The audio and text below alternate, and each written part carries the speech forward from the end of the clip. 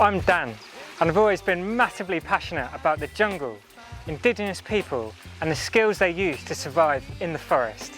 In 2012, I gave up my career to go and live with some of the last traditional rainforest people and learn, is it really possible to live as part of the ecosystem without destroying it? Don't leave me here high and dry. Oh, I don't wanna jinx it, baby. I've realised it wouldn't be viable or sustainable to keep travelling to the jungle, so I decided to buy some land in my native home of England and plant my own jungle, and to see what skills I'd learn would be transferable to our climate. I've spent a lot of time in the jungle over the years, and each place I've been to is so different, but they generally have certain things in common. For one, the trees are evergreen, and in the uninterrupted forest where there hasn't been much logging activity, there's usually an emergent layer consisting of the tallest trees of the forest. And then there's the canopy layer, which consists of the medium to large broadleaf tree species. And then there's the understory layer, which often consists of a whole array of palms, bamboos and other smaller trees. And finally there's the forest floor, which consists of smaller plants and things like ferns. The land I bought hadn't been touched for a couple of decades. Around an acre was native woodland. The rest was impenetrable gorse and bramble. In the early days, it was important to me not to use petrol tools, so I cleared the initial half an acre with just my jungle knife called a parang, and all of the stumps I dug out with an old mattock I'd got from a boot sale. As the weeks went by, I burnt the tops of the gorse and the bramble to give me room to work, and I kept all the stems as firewood. The first job once the area was cleared was to plant an evergreen hedge around its boundary. The soil was in good condition as it hadn't been disturbed for so long and had a good mulch of organic material covering it. I decided on a simple criteria for the plants and trees I would choose. They had to be evergreen, meaning the leaves don't fall off in the winter. And secondly, have a tropical look or be useful either as a medicine, material or have edible parts. With that in mind, I began my search to find winter-hardy alternatives to the tropical plants of the jungle.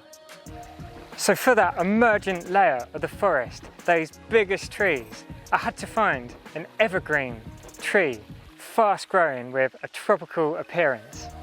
And for that, I came across eucalyptus. The main variety I planted grows up to 3 meters a year. It's grown commercially for firewood and timber in many countries. And not only that, it looks almost identical to many of the trees I see when I'm walking in the jungle in Borneo. I started with 15 plug plants I bought. After that, I purchased eucalyptus seed from Australia and grew more, along with 5 other species. In the first year, they grew about 1 meter. And after that, they grew up to 3 meters a year.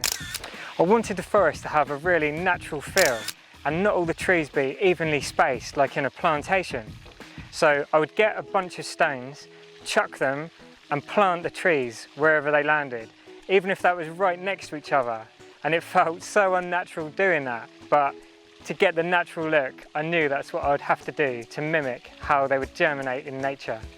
One tree is often more dominant than the other one, so it leads to the trees having a natural feel. Some are thicker, some are thinner in their reach to get up to the sunlight.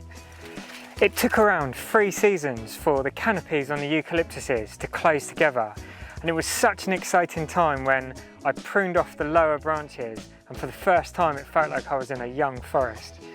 That then gave me space to plant more of the canopy layer, which consists of evergreen magnolias, acacias, other eucalyptus species and many more. One of my favourites is the bulbay, an evergreen magnolia from lowland subtropical forests. I also began planting the understory layer around that same kind of time as well, because most of those trees and shrubs are very shade tolerant. There's the windmill palm, which is native to parts of China, India and Japan, where it's used for thatching, timber, materials and parts of the tree's fruits are edible as well. This bad boy really is a true fan palm. It can grow up to 20 meters tall.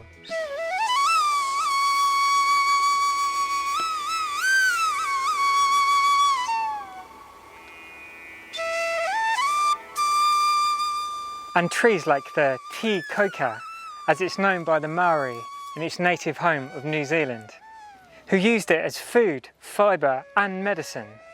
The root, stem and the top are all edible, and it's often called the cabbage palm because you can eat the very top stem like heart of palm and it tastes very slightly cabbagey.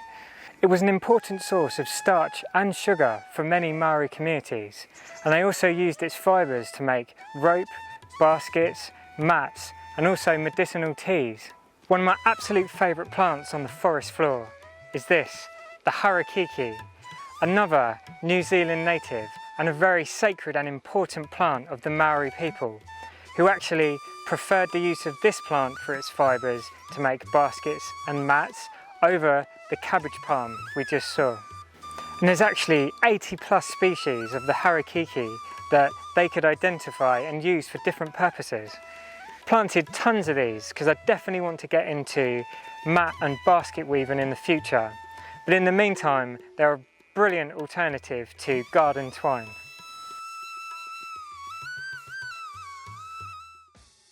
It would obviously be crazy expensive to go out and buy all of these plants mature in pots. So naturally I found the cheapest ways I could of getting them. Early on, a common place you could find me was the clearance sections of the local garden centres around here. And often the plants were just sold at a fraction of the price and they were just unhealthy because they'd been kept in pots too long. And once they got in the ground, they would soon take off. And I mentioned earlier, the first 15 eucalyptus I bought as plug plants. The rest of these I've grown from seed. And seed is a really economical way of getting new plants because for a few pounds I can grow 50 of these. And also dividing plants like the harakiki is a great way of getting new plants. In fact, I haven't bought a single one of these and I now have close to 50.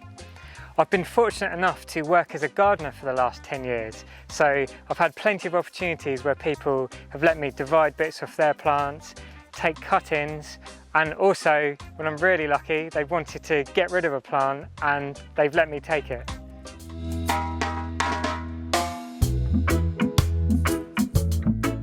You often see plants like the false castor oil plant, sold as houseplants for just a few pounds, with multiple plants together in the same pot. They're fully hardy here and divide really easily.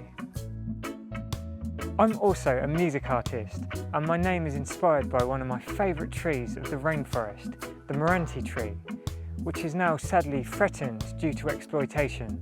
I feel like the fate of the Meranti tree really mirrors the story of us too, exploited by a system that has little to no care for the trail of destruction it leaves behind in the name of economic growth. The words of my songs come from the inner voice deep within that we all have but all too often choose to ignore. And you can watch all of my music videos on my other channel named Meranti, which I'll put a link in the description of this video. But you can feel in your heart there's more to life than this, 'cause you're special. So don't you ever feel alone. There's more of us out there than you could ever know. You're special. As I watch the forest flourish around me and new ecosystems develop, the insects and wild animals take advantage of new food sources and seek refuge just as naturally as they do in the surrounding forest. I realise that us humans, with our power to both destroy and create, aren't just part of nature, we are nature. When I look into your eyes, I see the universe. I'd like to thank you all so much for taking the time to watch this video, and I genuinely would love to know in the comment section below if you've got any other plants that you absolutely love and that you think are a must-have that would be great for potential for use of maybe firewood or medicinal uses or material uses or edible uses. Yeah, do let me know in the comment section below. And of course, if you've enjoyed this video, it really helps if you can hit that thumbs up, like button. And of course, if you haven't already, subscribe to the channel, because we have hundreds of previous videos that we've put our heart and souls into, and hundreds more to come for you guys as well. From my heart to yours, peace and plants.